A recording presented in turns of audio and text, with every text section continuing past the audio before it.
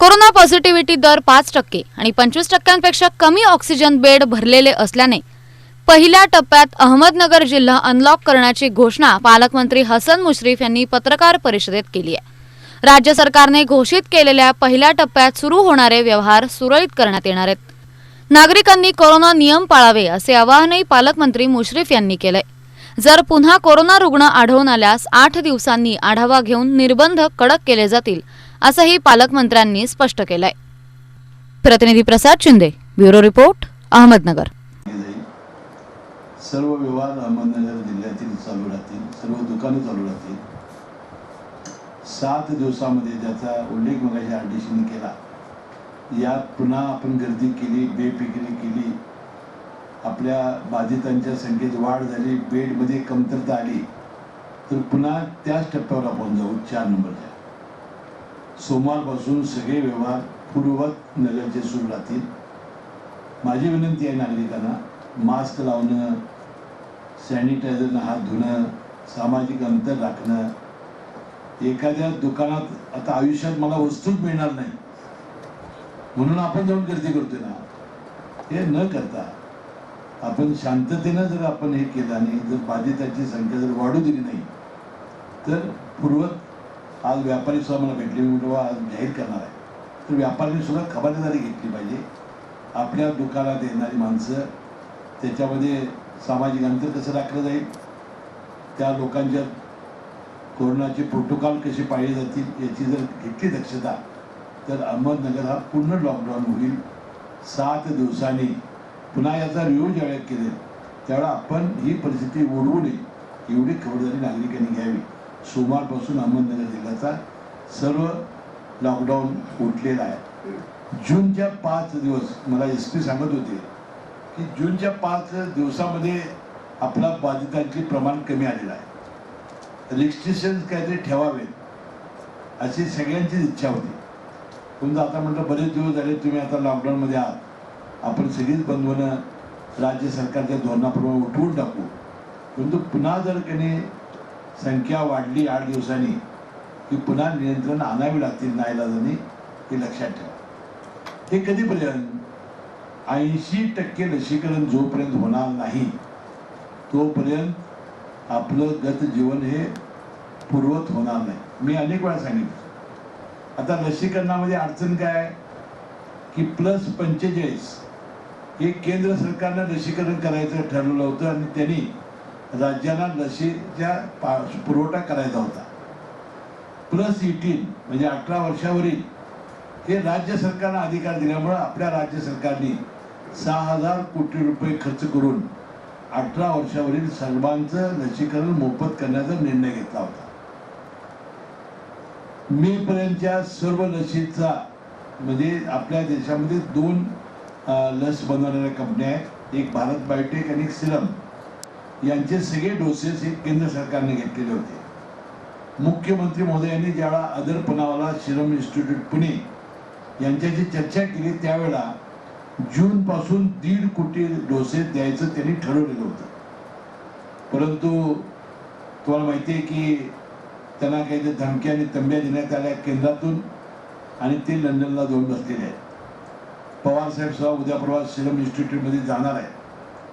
मला वाटते +18 या बाबतीत या दोन्ही आपल्या देशातल्या ज्या कंपन्या आहेत त्यांनी सहकार्य करावं अशी आमची भावना आहे, कारण एक तर पुण्यामध्येच आहे, आपल्या राज्यातच आहे, आणि हे जर करू शकलो आपण आणि +45 आता सुप्रीम कोर्टासमोर ही सुनावणी झाली आणि सुप्रीम कोर्टाने केंद्राला सुनावलं की वास्तविक सगळ्या देशाला तुम्ही हे नियंत्रण करण्याची आवश्यकता आहे। या ज्या परदेशातल्या ज्या कंपन्या आहेत त्या या राज्यांच्यावर बोलायला तयार नाहीत, तुम्ही एक राष्ट्रीय धोरण आखलं पाहिजे। मला वाटते केंद्र सरकार अजूनही राष्ट्रीय धोरण आखायला तयार नाही। आम्ही मंत्रिमंडळामध्ये एक त्यांना सूचना अशी दिली होती की अमेरिकेत तयार होणाऱ्या मॉडर्ना, फायझर आणि जॉन्सन & जॉन्सन या 3 ज्या लसी आहेत या -30 आणि -70 या कोल्ड चेनमध्ये ठेवल्या गेल्या पाहिजे।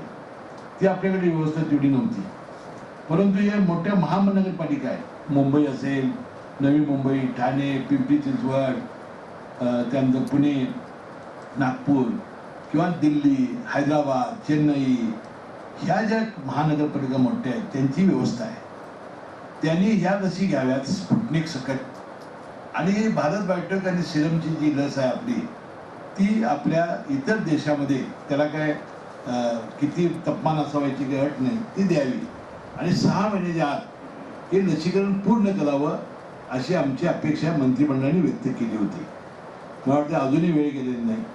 त्या लसीला आता केंद्र सरकारने परवाच आपत्कालीन मंजुरी दिलेली आहे आणि मला वाटतं सर्वांचंच हा भार पालकत्व हे केंद्र सरकारने घ्यावं आणि हे लसीकरण 6 महिन्यात जर आपण पूर्ण करू शकलो तर अमेरिकेत आणि युरोप राष्ट्रामध्ये ज्या पद्धतीनं मास्क काढलेले आहेत आणि तिथं सुद्धा जीवन हे पूर्वच व्हायला लागलेलं आहे, तशी परिस्थिती आपल्या देशामध्ये सुद्धा निर्माण होईल.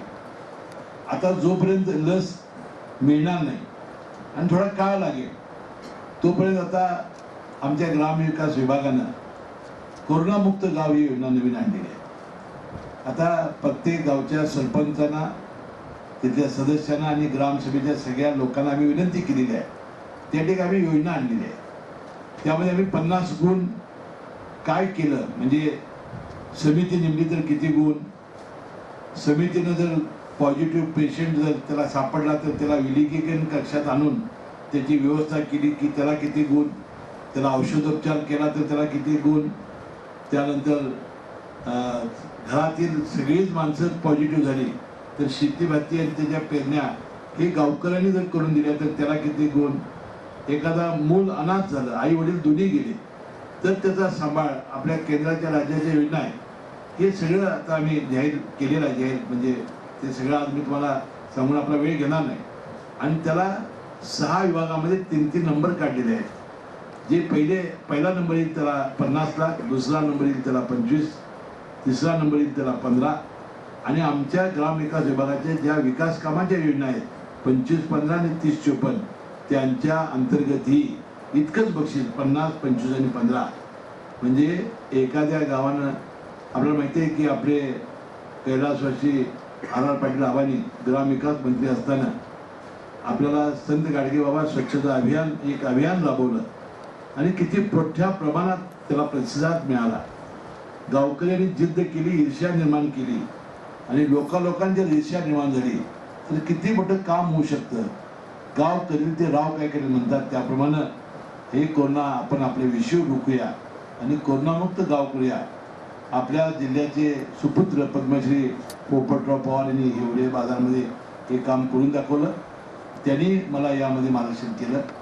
2-3 सरपंचांची नावं ज्यावेळा मुख्यमंत्री महोदय यांनी राज्याला जनतेला उद्देशून संबोधन केलं होतं त्यावेळा याचा उल्लेख केला होता. त्यांचंही मार्गदर्शन घेऊन आपण एक चांगली योजना आणलेली आहे. मी या निमित्ताने अहमदनगर जिल्ह्यातल्या सर्वच ग्रामपंचायतच्या सरपंचांना, त्यांचे डेप्युटी सरपंच, ग्रामपंचायत सदस्य आणि सर्व गावकऱ्यांना आणि तो मुख्य कार्यकारी अधिकारी आहेत यांनाही आपल्या गावागावातल्या तालुक्यातल्या BDOना, ग्रामपंचायतच्या ग्रामसेवकांना यामध्ये कामाला लावावं आणि आपला अहमदनगर जिल्हा हा कोरोनामुक्त करून दाखवावा. आज मला त्यांनी सांगितलं की आज जिल्ह्यातील 364 ग्रामपंचायती व 446 गावं कोरोनामुक्त आहेत. त्याबद्दल मी त्यांचं अभिनंदन या निमित्ताने करतो. आणि दुसरं एक अभिनंदन केलं पाहिजे की लसीकरणासाठी